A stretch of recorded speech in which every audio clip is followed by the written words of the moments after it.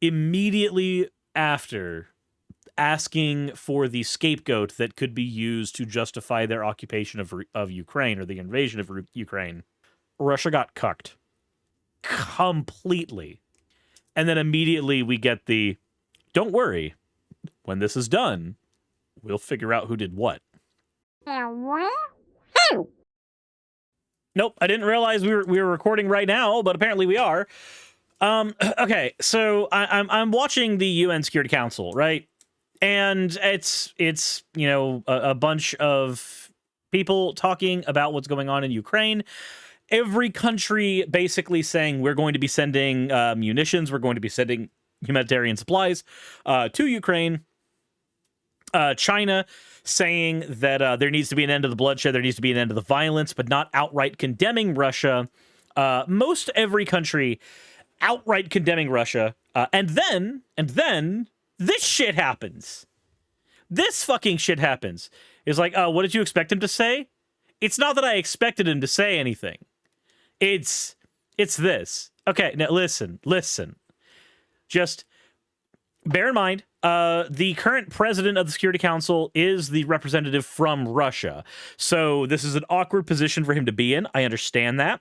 Also understand that while every other country basically goes, hey, Russia, please stop invading a sovereign nation, listen to what Russia has to say. I shall now make a statement in my capacity as a representative of the Russian Federation. We listened very carefully to the briefings by Martin Griffiths and Filippo Grandi. The situation in Ukraine is, of course, the kind of situation that gives rise to most serious concern amongst all of us. We can see that the ordinary people are suffering. The people who basically ended up being hostages held by the Ukrainian radicals and nationalists who are clinging to power at any price. So Russia, who they themselves are bombing Ukraine, dropping vacuum bombs, using cluster munitions, hitting fucking schools. Putin has openly said that he's attacking civilians and said that, oh, don't worry, I'll stop soon. VoidTuber, thank you very much for the tier 2 subscription. When all that shit is happening, okay, we got that? Russia goes, actually, you don't, you need to understand what's going on right now is it's the nationalist radicals in Ukraine who are holding the citizens hostage while we bomb them. While we bomb them. Like, hold on, I have a question. If I was in the United States, let's just say, for instance, I'm in the United States, and I am, and somebody were to drop a bomb in my backyard, and somebody just... Literally, the country who dropped the bomb just went, well, you see, if Suris wasn't being held hostage by the nationalist United States, then this wouldn't have ever happened. Like, don't get me wrong, United States has a very awkward, jingoistic and fucking nationalist bent, but come on, seriously, you dropped the goddamn bombs. Okay, anyway, I just want to measure, all I want to do is I want to measure the thickness of concrete and drywall, and I want to measure it with the best measuring device I have, the front point of my skull. Now, why am I saying this? Because I know what the Azov battalion is. I know that there's actually like bad people who are in Ukraine who are being shits. I get that. Fuck the Azov battalion. Not what we're fucking talking about right now. He's talking about the whole of the goddamn country. Your anecdotal piece of shit doesn't mean anything here. those territories which came under the Russian armed forces control, the people are not encountering acute humanitarian issues. The local authorities, after the radicals have left, are working normally and providing all the necessary services to the people. The life-providing services to the people are functioning. The acute issues are only remain in those towns where the Ukrainian authorities issued a criminal and responsible order to distribute arms to anyone who wants it, including criminals, the criminals who were let out of prisons for that specific purpose. And yes, criminals were let out of prison to defend their country. Yes, because they don't have the same kind of standing military as Russia, so they're going to pull everybody they can to protect themselves. It doesn't matter that they're criminals being conscripted into the military functionally. What matters is they're being attacked, and so they are grabbing every single person that can hold a gun that they can. Yeah, they were let out of prison to defend their country from an invasion. This resulted in mass instances of robberies and killings and looting. There's plenty of information about that in social networks. There's plenty of information about that in social networks. Social networks that Russia has specifically been influencing over the last 8 years. Social networks that they have been filling with fucking propaganda. We literally went over a 55-page document submitted to UK Parliament specifically for the purpose of detailing what Russia was doing on social media and social networks in spreading propaganda there, to the point where they would even use trolls to spread their shit. But okay, let's just play hot potato with blame here. Let's just do that. The social networks also have appeals from a number of heads of administrations calling on the Ukrainian authorities to stop this madness. Stop what madness? Their country is being invaded. What madness is Ukraine having to stop here? The madness they're having to stop is you Putin bootlicker. We also note that there is many instances where later on the victims of the looters and gangsters are shamelessly presented as having perished at the hands of the so-called Russian infiltrators. The so-called Russian infiltrators. We literally have video footage of your tanks. We literally have video footage of your tanks. You come in here and say, so-called Russian infiltrators?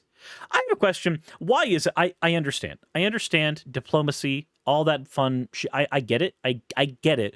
But why is it that halfway through this speech, somebody doesn't come up and just clock him in the ear? I understand that that's not a thing that is good. I understand that that's not a productive thing to do. But like, the urge has to be there. I understand that would start a war. I understand. Please understand. I understand the actual reasons why it doesn't happen. It doesn't mean it shouldn't. We address the people in Kiev, held by the radicals in the city as human shield. Held by the radicals in the city as human shields. You mean the infantry defending Kiev from your invasion? You know? You know? Russian Ministry of Defense confirms that all those peaceful citizens of Kiev can leave the capital of Ukraine without hindrance via the road Kiev-Vasilkov. This road is open and safe. It doesn't matter. Okay, so I have a question. So let's say an invasion is happening to, and it's happening to your country right now. And the invading country says, don't worry, you could just leave. You could just leave. You could just leave. How many of you would defend your home? How many of you would defend the place you were born, the families that exist there, the lives you've built? There's only so far you can just leave before you have to accept that there just isn't places for you to go anymore. Like, where the fuck do you go? You abandon your entire life, or you protect what's yours. Like, take your fucking pick. Take your fucking pick. Fucking hell. Like, just saying, oh, don't worry, all the civilians can leave. Okay. And then what? Then you just take over Ukraine. Like, what you're trying to get there is just an unconditional surrender of all the territory. That's what you're trying to do. It means nothing when you just go, look, you can just leave. No, your goal is to take over the fucking landmass. So his argument is it's okay they are bombing civilians because they're hostages? Functionally, yes. Let me repeat it once again, that the special military operation conducted by the Russian armed forces does not have the goal of occupying Ukraine or harming the local population. Oh? Then what is the goal? Demilitarizing the country, which is crammed with NATO weaponry, is aimed at protecting the long-suffering people in Donbass and Ukraine. The special operation conducted by Russia does not impact critical civilian infrastructure. Except for the airplanes and the hospitals and the, schools and all the places that have been hit with missile strikes and the roads that are currently occupied by tanks. No critical civilian infrastructure except for the long list of critical civilian infrastructure. Over the 5 days of the operation, there hasn't been a single documented case of targeted destruction or no evidence of the death of civilians caused by the Russian military.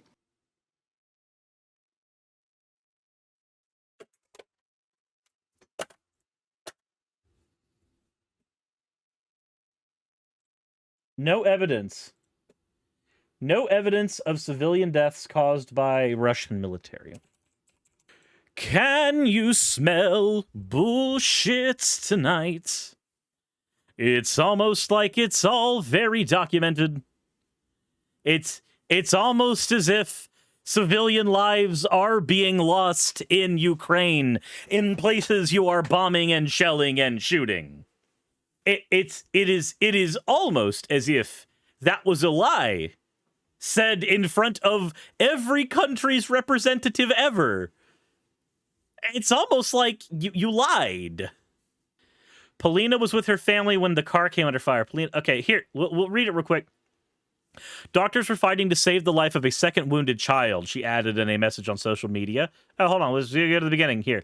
The number of civilians killed during Russia's invasion of Ukraine is rising by the day. By Sunday, Ukraine's Human Rights Commissioner put the number of civilian victims alone at 210, including several children.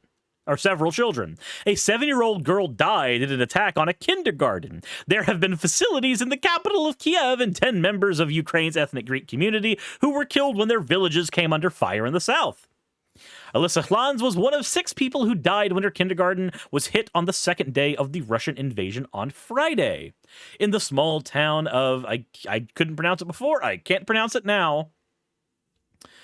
They were 3 months away from their 8th birthday. She was fatally wounded, and the prosecutor general, Lierna Vedikova, said she died in the hospital on Saturday.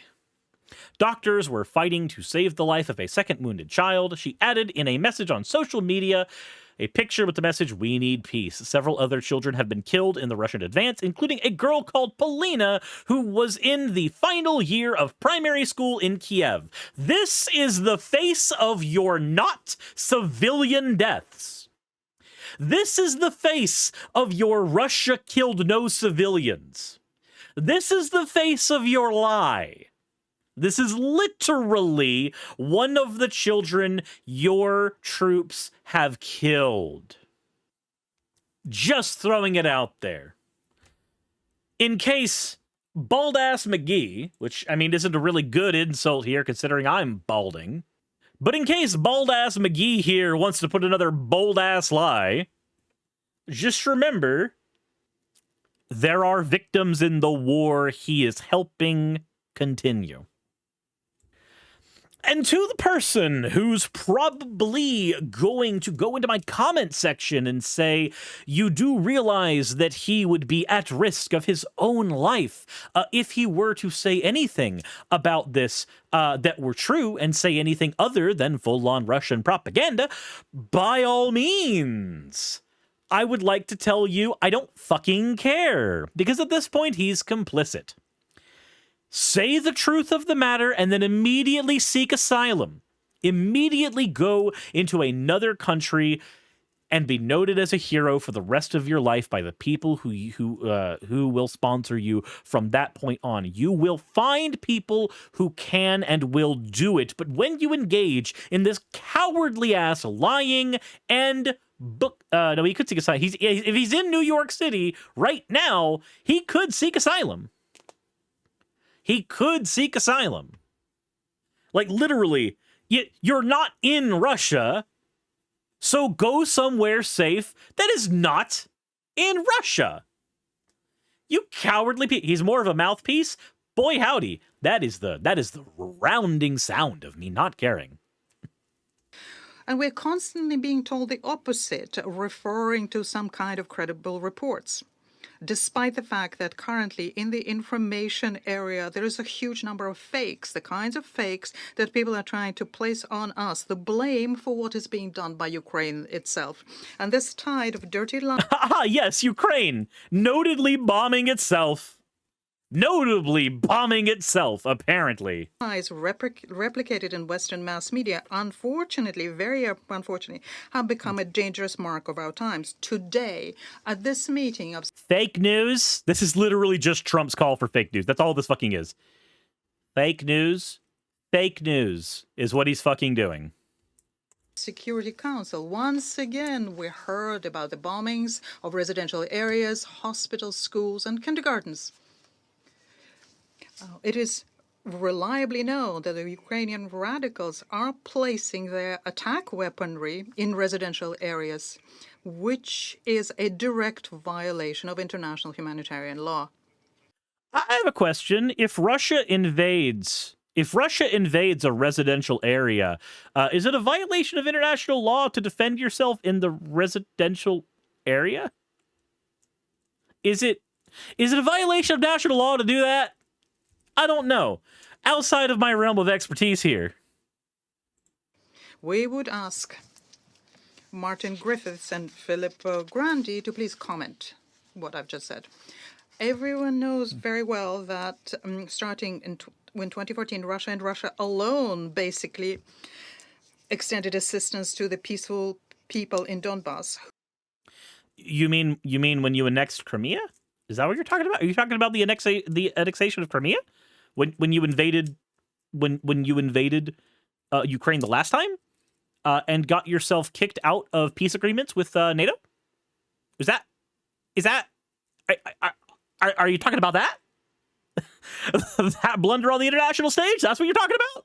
Okay. Do you think the translator is having a hard time repeating this? Yeah, representatives from nations across the world just poured their hearts on a call for peace to be met with this as a response. Yeah, no, there's a reason people like Trump got along with Putin. There's a reason for that.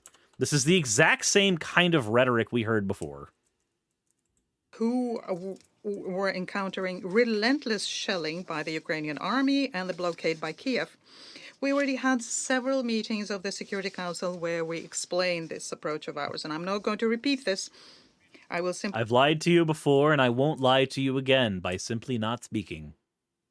Please say that we deeply regret the fact that even today, when we're discussing the humanitarian situation in Ukraine, not a single Western colleague mentioned the citizens of Donbass, whose suffering for 8 years you've tried not to notice. You mean suffering that happened because of you, because you put forces there, which forced a military response there, which then created a hot zone. Is that just not? Is this just a thing that gets ignored, right? So I don't think Donbass and Crimea are the same. No, I know, but it's the same year they did that shit. Please, someone have a shoe to throw at them. Yeah. That's why I'm just like, dude, come on. A very important measure of supporting the people of Donbass was a decree issued by the President of Russia, Mr. Putin, in 2019, entitled On Defining for Humanitarian Purposes the Categories of People Having the Right to Apply for Russian Federation Citizenship under a Simplified Procedure. At the time when the people in southeast of Ukraine were basically pushed to the brink of survival by the criminal authorities in Kiev, who organized a socio-economic blockade of Donbass. In this situation, providing them the Russian citizenship allowed them to receive social allowances, pensions, salary, as well as education and healthcare services.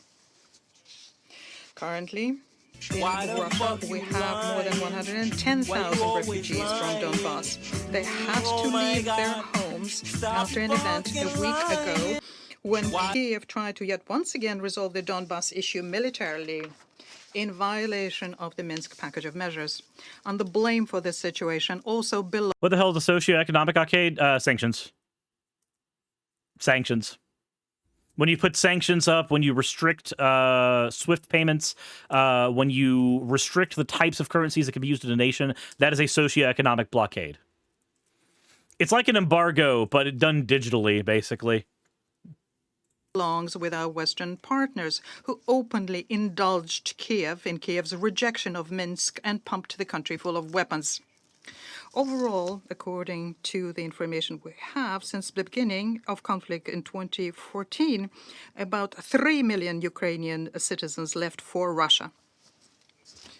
In conclusion, I would like to underscore yet once again that Russia did not start the war, that Russia is trying to end it. Uh-huh.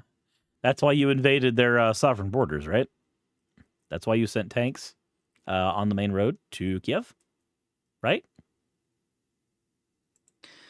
The Ukraine started the war in 2014, except that all these years you tried not to notice it. It was very odd for us to hear from the representative of France that This sounds so fucking smug. I hate it. the European sanctions on Russia do not violate international humanitarian law or the interests of the ordinary people in Russia. These duplicitous statements are something that we heard before in the context of other countries' situations. As regards the draft proposed by France and Mexico on humanitarian situation in Ukraine, we need to study the text very carefully before issuing any assessment thereof. In any event, please know that the Russian military will provide any needed humanitarian assistance to the Ukrainians in the territories that have been freed from the radicals.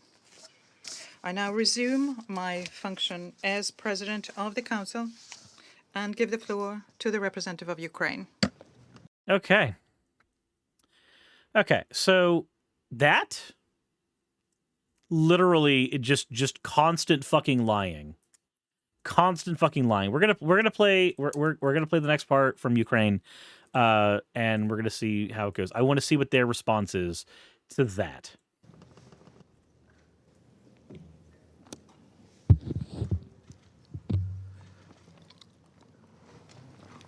Distinguished members of the Security Council, Mr. Under-Secretary General, High Commissioner.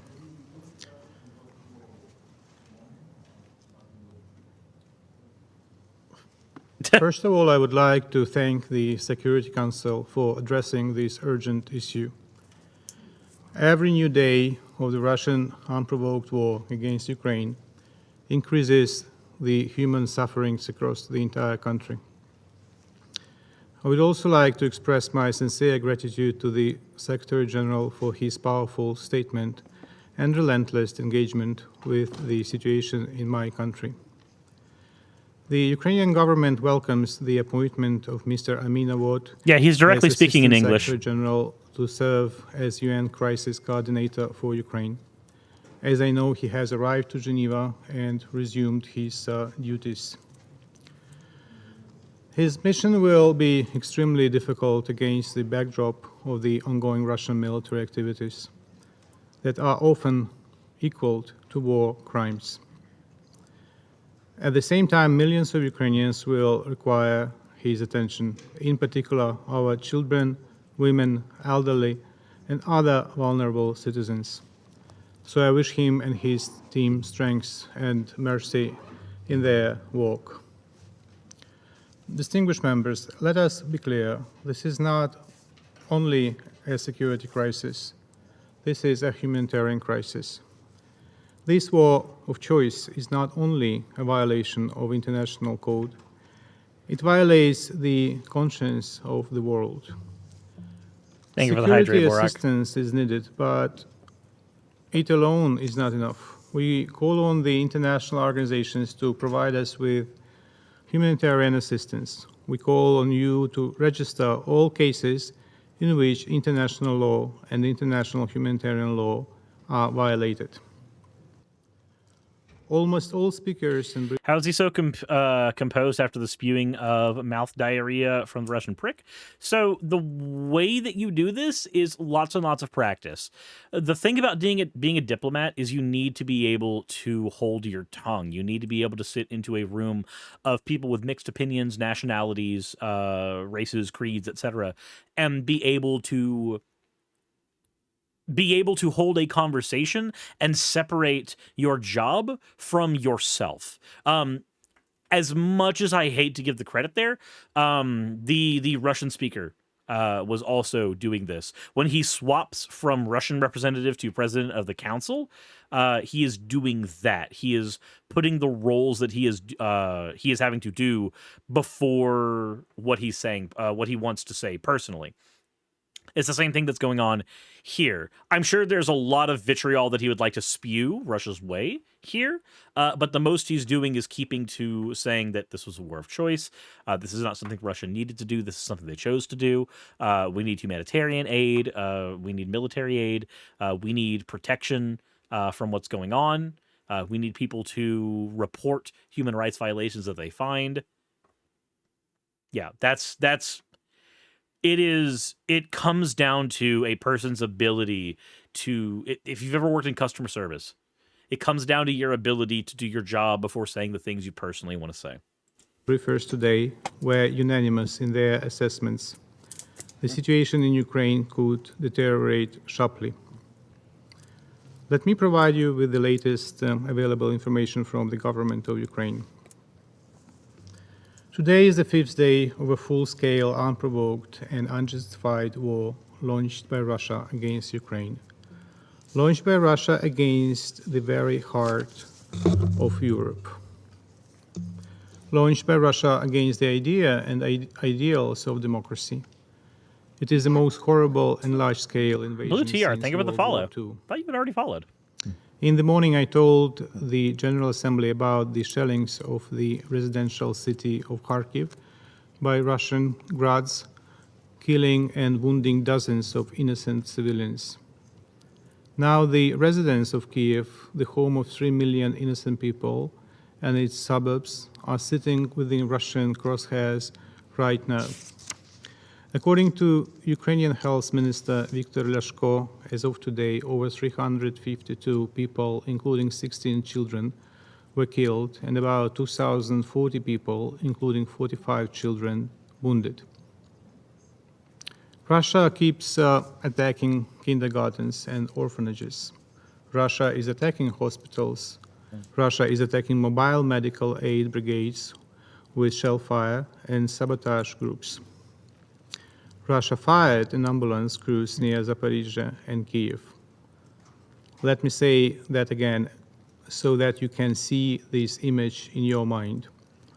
Russia is attacking hospitals, mobile aid brigades, and ambulances. This is not the action of a state with a legitimate security concern. This is the action of a state determined to kill civilians. There is no debate. These are war crimes. These attacks violate the Rome Statute, and these attacks are far from over. That is why I say this is a humanitarian crisis. As we sit here, Russian missiles are aimed at destroying critical infrastructure, which could lead to a serious environmental disaster and even radioactive contamination. Yeah, true, because they got Chernobyl, didn't they? And they actually, like, the freaking after Russia grabbed Chernobyl, freaking the levels of radiation in the area started to spike. I don't remember what the exact reason given was, but that was a thing that was noted. International humanitarian law is crystal clear. None of these facilities are legitimate military targets. The civilian population of Ukraine is the first to suffer from such attacks, and if we do not act today, it will be far from the last.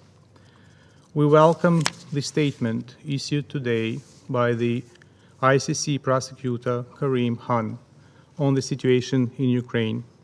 the statement about his decision to proceed with opening an investigation. In his statement, the ICC prosecutor says that he reviewed the office's conclusions arising from the preliminary examination of the situation in Ukraine and has confirmed that there is a reasonable basis to proceed with opening an investigation. In particular, he is satisfied that there is a reasonable basis to believe that both alleged war crimes and crimes against humanity have been committed in Ukraine in relation to the events already assessed during the preliminary examination by the office. Given the expansion of the conflict in recent days, it is his intention that this investigation will also encompass any new alleged crimes falling within the jurisdiction of his office that are committed by any party to the conflict on any part of the territory of Ukraine. The prosecutor will also be asking for the support of all state parties and the international community as a whole, as his office sets about its investigation. He will be calling for additional budgetary support for voluntary contributions to support all his situations and for the loan of gratis personnel. The importance and urgency of the prosecutor's mission is too serious to be held hostage to lack of means. End of quote. To my colleagues from around the world, this affects you too. Russian military aggression kills not only Ukrainians, but threatens thousands of foreigners who are staying in Ukraine. Well, it's also not just that. As I noted in an earlier video, what is the delusion that Russia would just stop at Ukraine?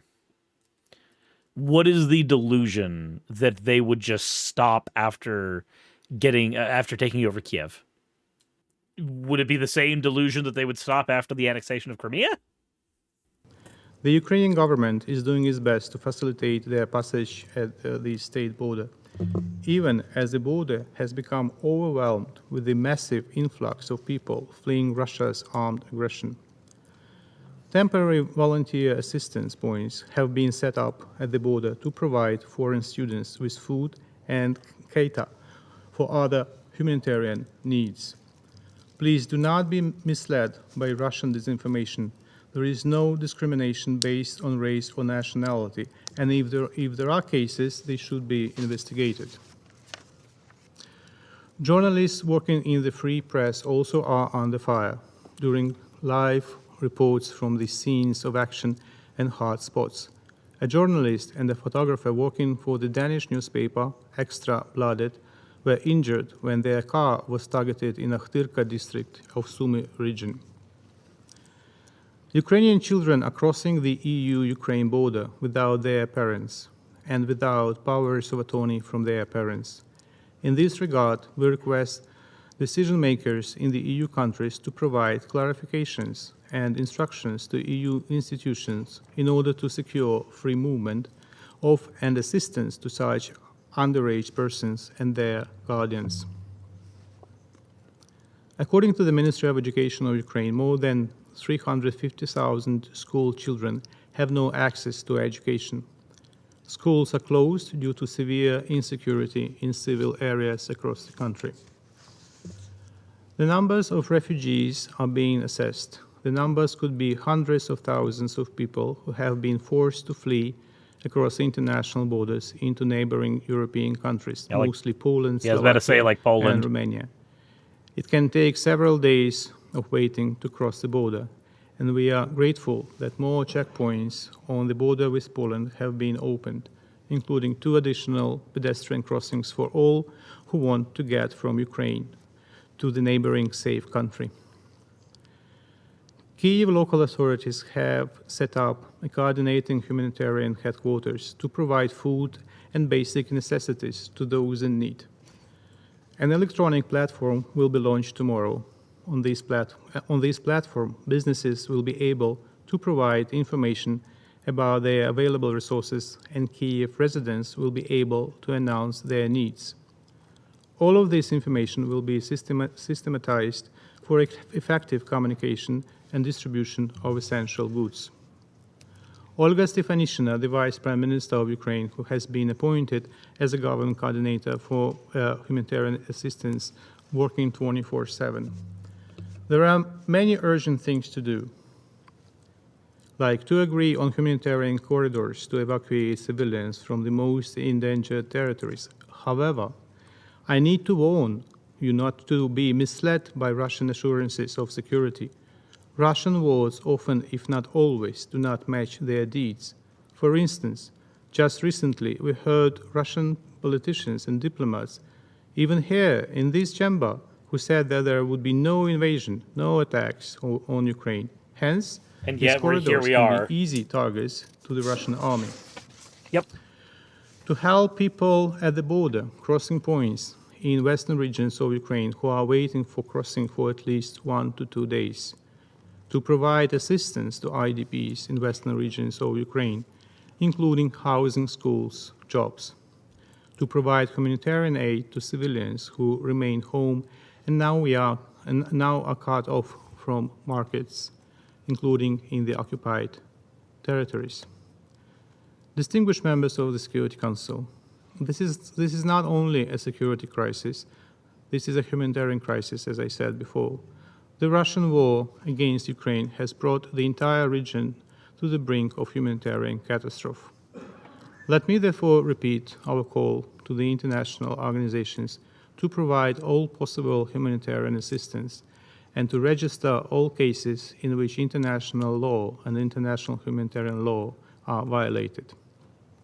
You have all heard the lies from the Russian side, lies in Moscow, lies in the General Assembly, and lies in the Security Council.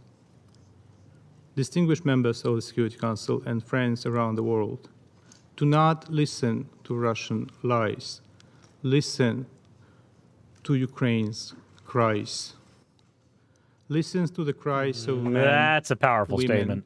and children who have lived in peace, who deserve to remain in peace, who will forever support your own nation's efforts for peace across Europe and around the world. Russia has tried and failed to defend its lies, but the people of Ukraine, with the help of the world, will never fail to defend our land. Do not listen to Russia's lies. Listen to Ukrainian cries.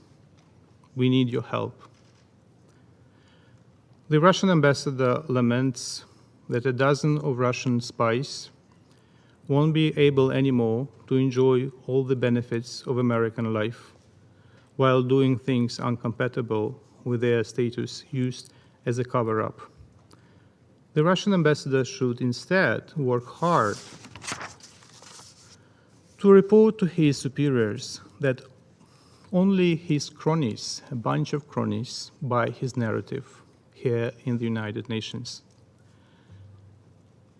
I want to conclude with saying that I'm looking forward to midnight, even though the midnight is the most dangerous time right now because that's when the most of the attacks take place.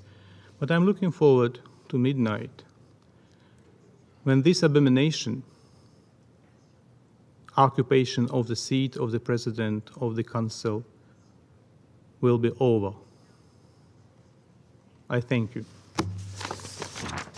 Jesus Christ. I want to quickly see how he responds. I would like to now give the floor to Martin Griffiths and Filippo Grandi and ask them to answer the question that we put when we made the statement about the placement of heavy weaponry in residential areas in Ukrainian towns and how is this in line with international humanitarian law. Thank you. Does the President's Security Council change tonight? Apparently so. Apparently so. Thank you very much, Mr. President. Let me respond to that, if I may, or try to.